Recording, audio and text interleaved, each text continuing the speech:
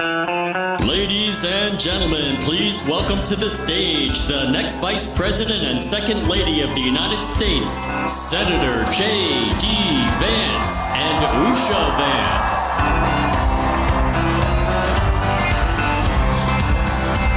Why don't we liberate these United States? We're the ones who need it worst. Let the rest of the world help us for change, and let's rebuild America first. Thank you.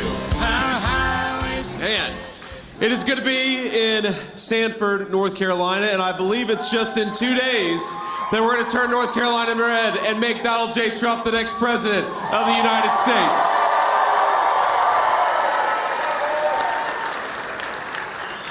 Now, I gotta ask, who voted early in this? Wow. It's a big crowd. Well, and who is gonna vote on Election Day? Good. All right, so most of us have voted early. That, you know what that means? You can spend the next 2 days getting everybody who hasn't voted early to the polls on Tuesday, November the 5th. And everybody, of course, who has already voted, you guys, you can't take the next 2 days off, right? You gotta keep working. Gotta keep getting people to the polls. The only way we're gonna win this race is to swamp the vote and make this thing too big to rig. So let's go out and do that together. Now there's a website that we set up called swampthevoteusa.com, swampthevoteusa.com, and I would normally say you can request a ballot or vote early, but you can't do that anymore in the state of North Carolina. So what you can do there is to check your registration, check your polling location at swampthevoteusa.com. You can also get involved in our turnout efforts. Look, right now in the state of North Carolina, it's about as good as we've ever had it. We have never gone into Election Day with an early vote lead in the state of North Carolina, and we are right now. We are leading the race.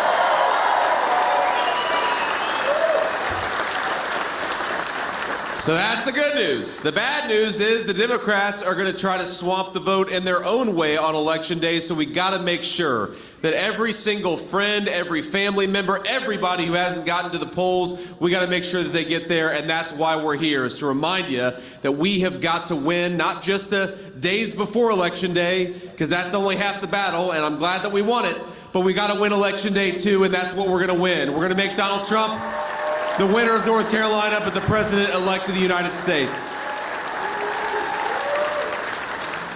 Now, the stakes of this election couldn't be higher, of course, and I think it's important to remind our fellow citizens that they could have it so much better, and in fact, when Donald Trump was president, they did have it so much better. Look, I brought this just to illustrate how much Kamala Harris's inflation has cost us. This is $5,000 right here. This is 5 months of Kamala Harris's inflation. Every North Carolina family is paying this in additional grocery prices, and additional rent prices, and additional housing prices. And ask yourselves, how much bigger is this stack gonna be with 48 months of Kamala Harris's leadership? The answer is it's gonna be way too high. Now, meanwhile, Donald J. Trump would like to give every single American this in the form of a tax cut. So you gotta ask yourselves,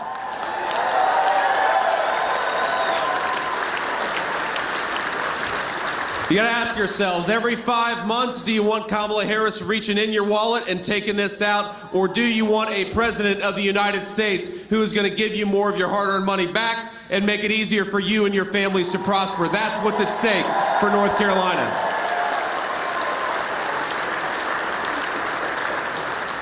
And I got a guy in the front here asking me to give it to him, and sir, we're not Democrats. We don't pay people to vote.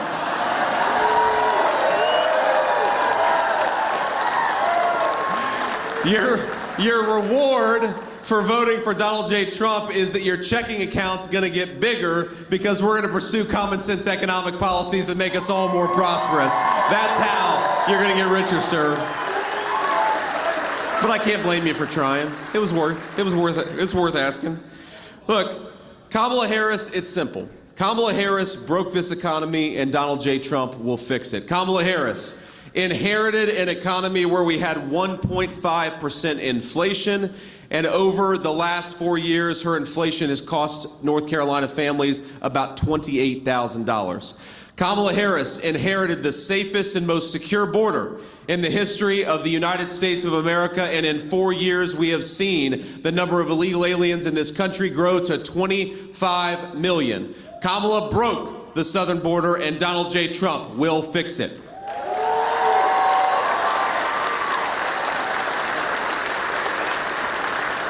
I don't know if you saw the jobs report a couple of days ago, but the American economy lost 28,000 private sector jobs. We lost 46,000 manufacturing jobs in just the last month. Kamala Harris broke the private sector economy, and Donald J. Trump is going to fix it.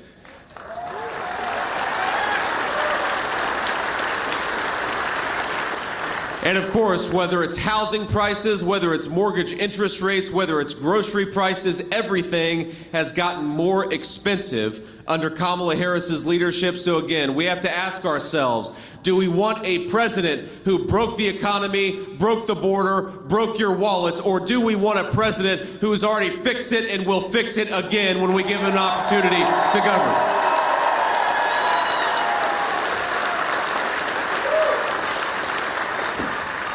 Now, here's the thing. I actually saw, I saw Tim Walz just a couple of days ago, my Democratic colleague who has to run around trying to convince the American people that Kamala Harris is fit to be President of the United States. We were on a tarmac in Las Vegas, Nevada, and we were about to hit the road and come to Arizona, and then, of course, come back east where we're campaigning for the next couple of days. And, it occurred to me that I've had tough days at work, and I'm sure every single person in this room has had a tough day at work.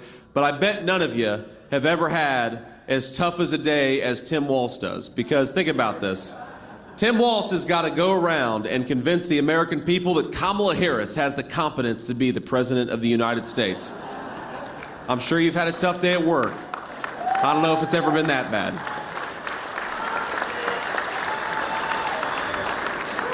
Tim Walz has got to go around the country and try to convince people that Kamala Harris, the sitting vice president, is somehow going to change and do something different over the next 4 years that she hasn't done over the last 4 years. Tim Walz has got to go convince people that Kamala Harris is going to be different than she has been. She's going to fix the problems that her policies created. You know what I get to go around and do? I get to go around and talk about the fact that when Donald J. Trump was president, we had the fastest rising take-home pay in 40 years in the United States of America. I get to go around and talk about the fact that when Donald J. Trump left office, inflation was at 1.5%. Americans can afford the basic necessities of a good life. And I get to go around and talk about the fact that when Donald J. Trump was president, we were able to secure the southern border, and we told people who came here illegally into this country, go back home and come through the proper channels. We're not welcoming illegal immigration by the hundreds of thousands.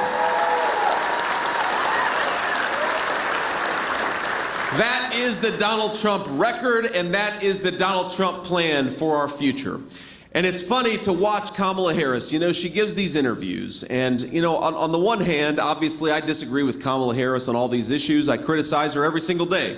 On the campaign trail, I criticize what she has done to the United States of America. And then on the other hand, she goes and does an interview, and I think she picks us up about 100,000 votes. So, Kamala Harris isn't all bad, right? Every now and then she helps us out.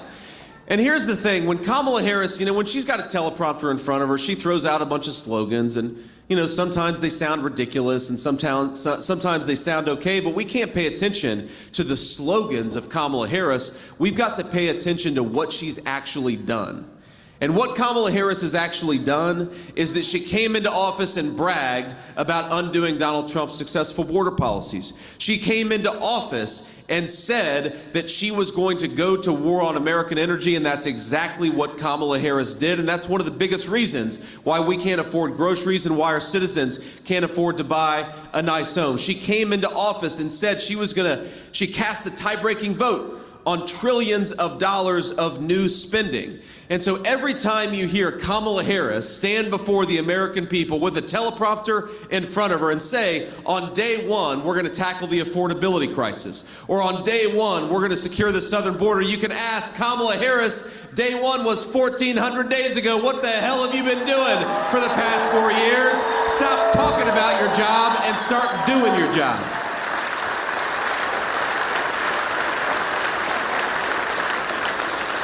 But as much as she pretends and as much as she's got these slogans about how she's going to somehow do something in the next 4 years that she hasn't done while she's actually been the sitting vice president, again, she gives us the gift of going out there and giving interviews. And even though they're always softball interviews, and even though our friends in the press never ask Kamala Harris difficult questions, sometimes they ask her easy questions and she still screws those up.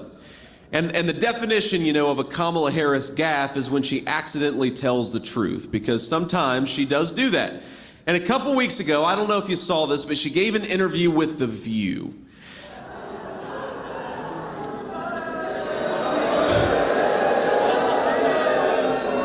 And I always say, look, the sacrifice I make as your next vice president is I watch Kamala Harris on The View so that you don't have to. Look, we need you. You're welcome. We need you as sharp as you possibly can be for the next 2 days, because we got to turn out the vote. So don't go and watch this interview, because you lose about 20 IQ points if you do. But I watched this interview, and remember, she talks about how different she's going to be from Joe Biden when she's got a teleprompter in front of her. But they ask her in this unscripted interview, what would you have done differently over the last 4 years? And think about all the things she could point to. The wide open southern border, the unaffordable grocery prices, all of the pain and suffering that her policies have caused for the American people. What would you have done differently over the last 4 years is the easiest question imaginable. And Kamala Harris says, nothing comes to mind.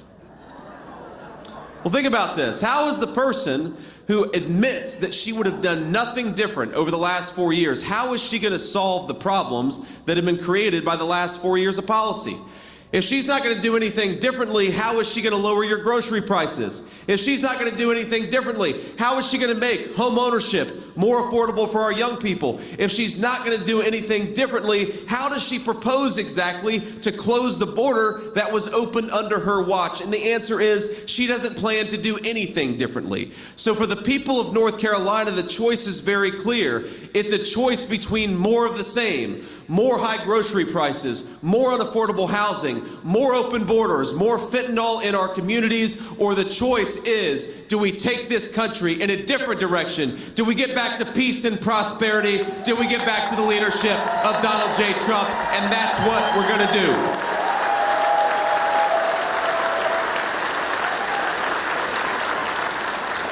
Now I want to tell you a story about President Trump, and I think it illustrates the difference between the character of the two candidates, because the media, lies obsessively, of course, about President Trump, but I actually think that there's something really important that I learned about him a few weeks ago, and that was after the second assassination attempt. Now, we all saw the first assassination attempt. He raises his hand in the air and says, fight, fight, fight. I was inspired by that. I think that everybody here was. The act of defiance in the face of an assassin's bullet. But a few weeks after that, after a second assassination attempt, the president called me and told me what had just happened. And I said, oh my God, sir, are you okay? Clearly you're physically okay, but that's a traumatic thing to happen, a second assassination attempt in as many months. And he says, yeah, I'm doing fine. I'm kind of pissed off, though, because I was going to make a birdie on the 6th hole, and the Secret Service wouldn't let me finish.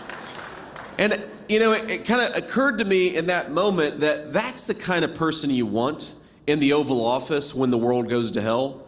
Because you never know how somebody's going to react under a moment of crisis until you actually see their response under that moment of crisis. And you've got Kamala Harris, who runs from the friendly American media. Can we trust that person to negotiate for us with Vladimir Putin, the leader of Russia, Xi Jinping, the leader of China? No, of course we can't. Because she can't even talk to the friendly American media. She sure as hell can't be trusted to negotiate on our behalf on the world stage. But you know who I do trust? The guy who took a second assassination attempt with good humor and didn't lose his cool and went back to work the very next day.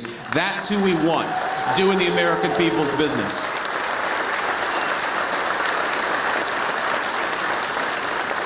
Now, I know the president has sacrificed, of course, a lot in the name of public service, but also his family has sacrificed a lot in the name of public service. And so, you know, we've been thrilled to have a number of dear friends of mine. Senator Bill Haggerty's on the plane with us, going around the country. Of course, the most important person who's here, no offense to any of you, but is my lovely wife, Usha, who's been a great...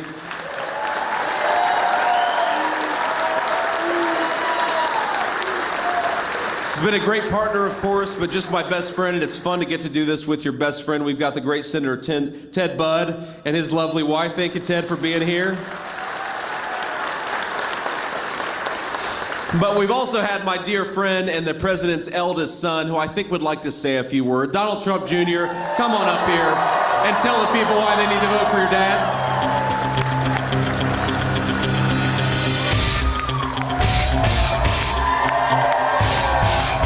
Hello, North Carolina. How's everyone doing today? Very nice. Listen, guys, I saw it coming in. I love that you've all almost early voted. But now, if I got to spend like the last 3 months on the campaign trail doing like 4 to 7 stops a day, you guys can spend the next 3 days rounding up, finding your friends, texting them, calling them, making sure we make this too big to rig. We have an incredible opportunity right now to do something for our country, something that's so spectacular, something that's so different. It's just not the typical bureaucracy anymore. Think of now we have like an actual like America First bench. How great has J.D. Vance been out there? Then you add in guys like Bobby Kennedy, let them fix the problems that they've been poisoning our kids with in health. You have Tulsi Gabbard.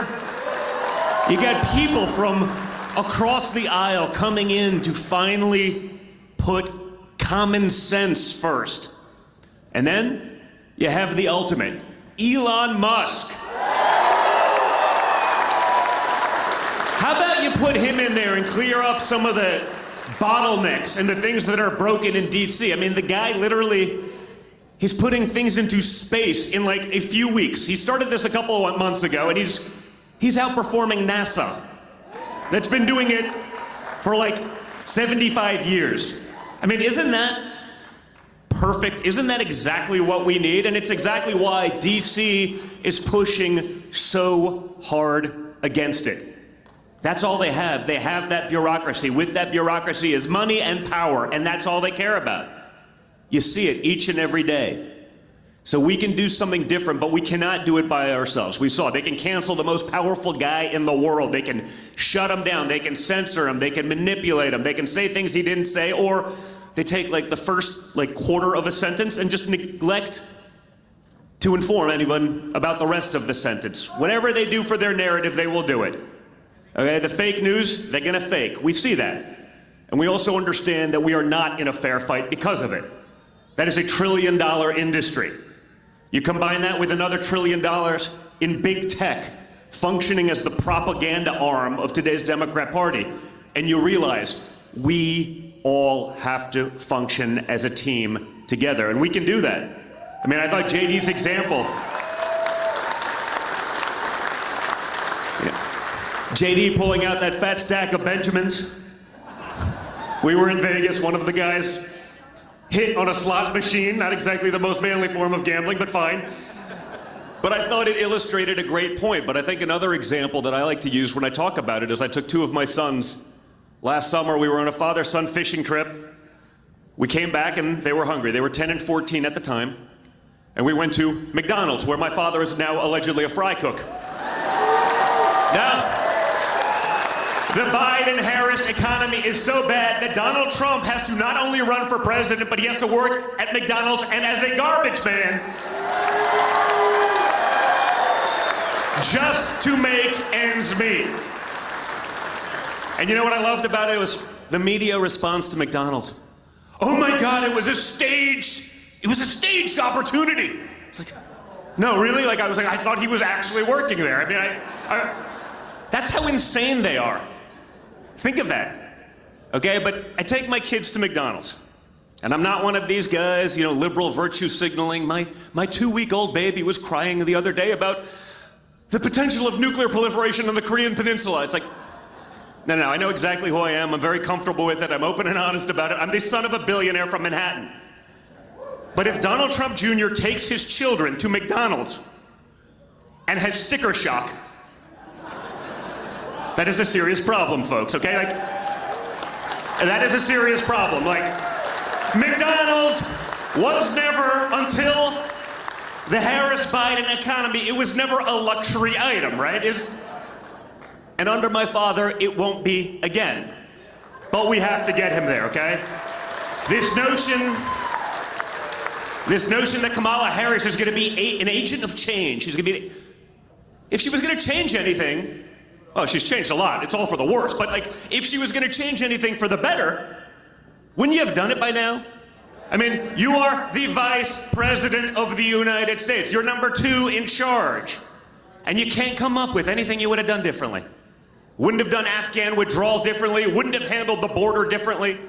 Think of the crime, the death, the fentanyl that's come across the border under her watch. She's not going to do anything differently, guys. Thinking that Kamala Harris is going to do something different, that's like crapping your pants and changing your shirt.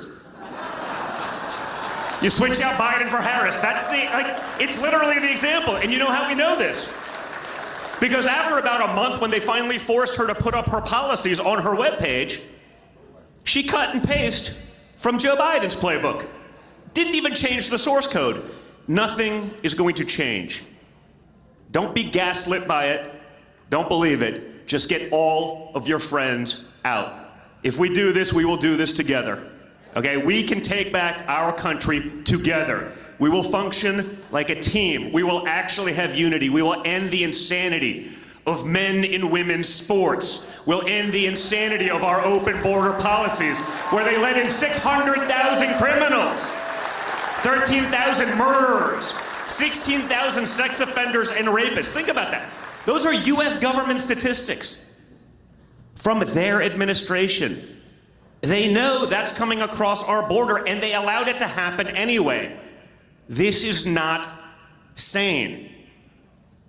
They're not worried about any of that. They'll allow that to happen. But if someone adopts a baby pet squirrel, justice for Peanut. No, but think about it. Our government will let in 16,000 rapists, they'll let in 13,000 murderers, they'll let in 600,000 criminals across our border. But if someone has a pet squirrel without a permit, they go in there and kill the squirrel. Think about it, that's the Democrat Party. That's where they'll go. That's their overreach. They want to control every aspect of your life. The big stuff, the stuff that matters, the stuff that's killing our kids, destroying our neighborhoods. That's different. We got to follow the woke playbook. Change it all on November 5th. Yes, it is. Change it all. So guys, it's up to you. JD's going to be in there. The whole team's going to be in there. But you guys have to make that possible. You guys have to be that catalyst for change to allow it to happen. So whatever you would do if you woke up on November 6th and Kamala Harris was president-elect, whatever you would do for that mulligan, whatever you would do for that do-over, do it for the next 3 days. You act and function like you're the third monkey in line for the ark and it's starting to rain. Because that's the reality of the situation. So North Carolina, thank you so much. JD, thank you so much. You guys are the best. We love you, and we will always, always, always keep fighting for every one of you. Thank you, guys.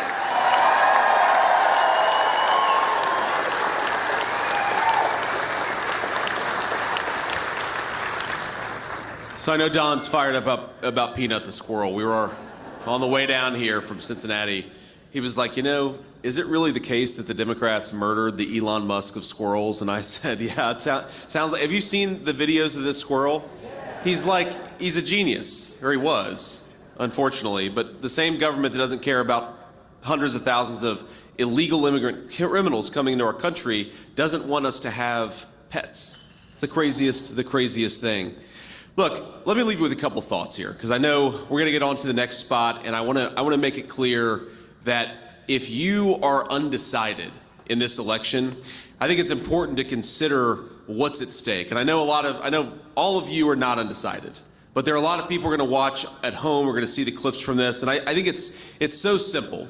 The media is trying to distract us. They're trying to talk about everything other than which candidate in this race is going to make your life better.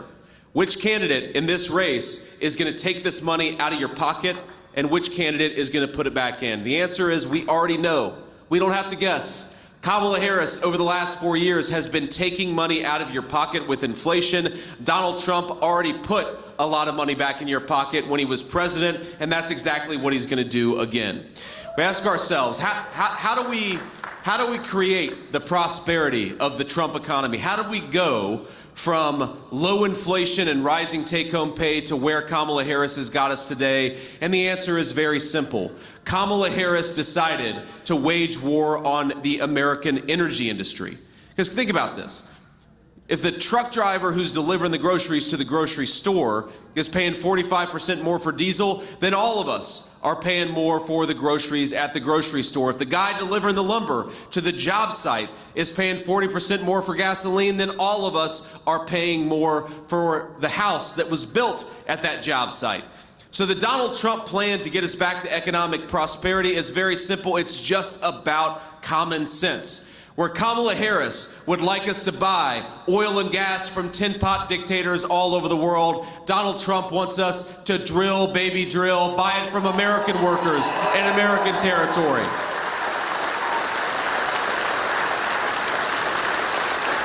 Where Kamala Harris talks about wanting to raise your taxes and reward foreign corporations that ship our jobs overseas, Donald J. Trump is saying, why don't we give American workers and American companies a tax cut, and why don't we penalize the foreign corporations that are stealing our jobs and shipping them to China and Mexico? That's common sense. Where Kamala Harris has rolled out the red carpet to illegal immigration, has offered to give Social Security and Medicare benefits paid for by you to people who have no legal right to be in this country, Donald J. Trump is saying, let's finish the wall and send illegal aliens back to their home countries, which is where they belong.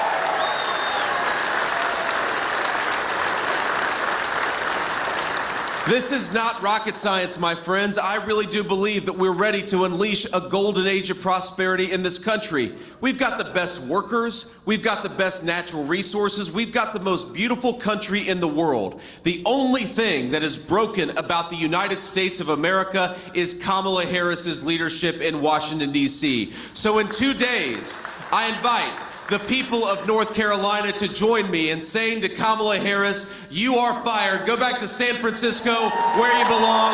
We don't want you in Washington anymore.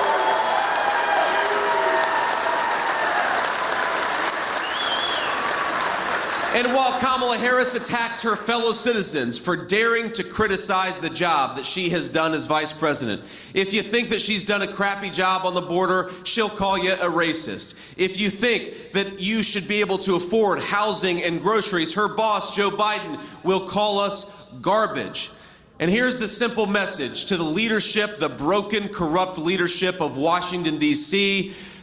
Our fellow citizens are not garbage for not being able to afford groceries. The people of this country are not racist because they think that we ought to have a secure southern border. We are not garbage for thinking that we ought to kick the Mexican drug cartels and the poisonous fentanyl that they brought into this country the hell out of our country.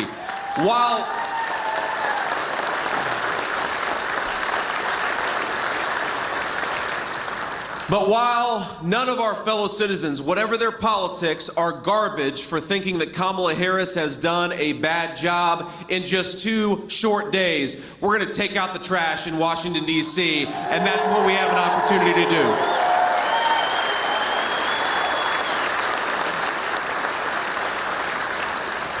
Now, we're going to have to hit the road, but I want to leave you with one final thought and one final request to continue to work to get out the vote.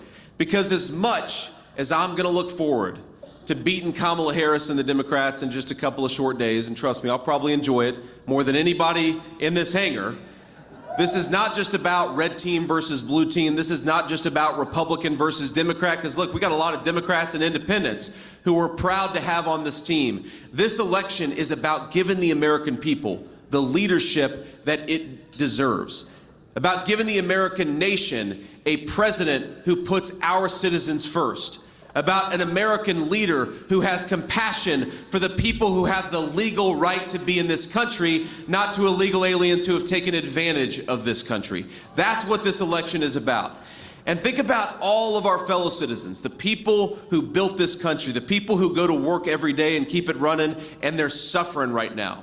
They're suffering because of that broken leadership in Washington, D.C. I've met parents whose teenagers died of a fentanyl overdose because they did what a lot of teenagers do. They took something under peer pressure, and because the Mexican drug cartels have taken advantage of this country, what they took was laced with fentanyl.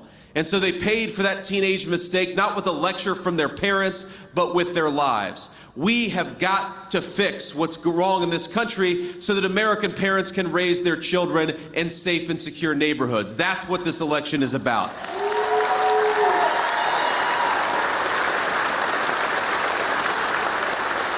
I talked to a woman who told me that for 40 years, she and her husband had a family ritual. They would do steak night every Friday night, but last year they canceled steak night for the first time in 40 years because the groceries got so expensive that they were unable to do something that they had done for a half of a century. Now, I happen to believe that if you work hard and play by the rules, you ought to be able to afford steak night on a Friday night with your loved ones. And that is what we're fighting for. We're fighting for the Americans who want to afford a nice meal. We're fighting for our fellow citizens who can't afford groceries and housing because of what's gone on in this country for the last few years. We're fighting for American parents and grandparents to raise their children in safe and secure neighborhoods. We're fighting for the basic principle that if you work hard and play by the rules, you ought to be able to get ahead in this country that all of us love. Now, I believe that that can happen, and I believe it will happen, but it won't happen unless we give the American people a president who is fit to lead this great nation. So in 2 days, North Carolina, let's do exactly that. Let's make Donald J. Trump the president of the United States. We're gonna do it. Let's do it together. God bless you.